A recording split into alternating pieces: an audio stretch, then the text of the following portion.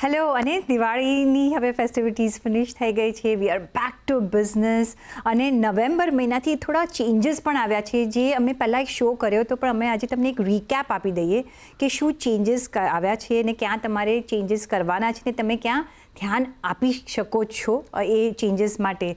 Money મંત્રના founder Viral ભાટ આપણી સાથે છે. વિરલભાઈ, નવેમ્બર 1થી ઘણા થોડા ચેન્જીસ આવી ગયા છે, તો આપણે કઈ રીતના ધ્યાન રાખવાનું છે?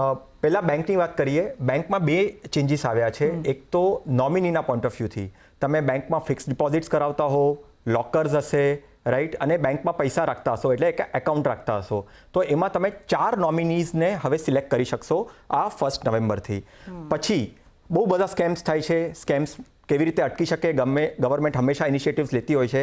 કીધું છે 1 નવેમ્બરથી જે પણ બેંકની વેબસાઇટ્સ છે એના જે ડોમેન છે, એટલે વેબસાઇટનું એડ્રેસ જે છે એ .bank.in હોવું જોઈએ, જેના કારણે તમને ખબર પડે કે તમે સાચી વેબસાઇટ પર જ છો, ટ્રાન્ઝેક્શન્સ કરી રહ્યા છો, જોઈ રહ્યા છો, તો સાચી વેબસાઇટ પર છો કે નહીં.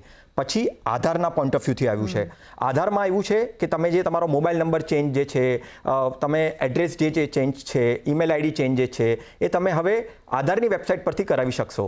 સાથે સાથે 125 રૂપીસ તમે આપતા હતા બાયોમેટ્રિકના પોઈન્ટ ઓફ વ્યૂથી, તમારા ચિલ્ડ્રનના પોઈન્ટ ઓફ વ્યૂથી, એ 1 વર્ષ માટે માફ થઈ ગયું છે.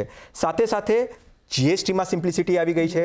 તમે નવું જીએસટી માટે અપ્લાય કરશો તમારા બિઝનેસને, તો 3 દિવસમાં અપ્રુવલ આવી જશે અને તમને જીએસટી નંબર મળી જશે.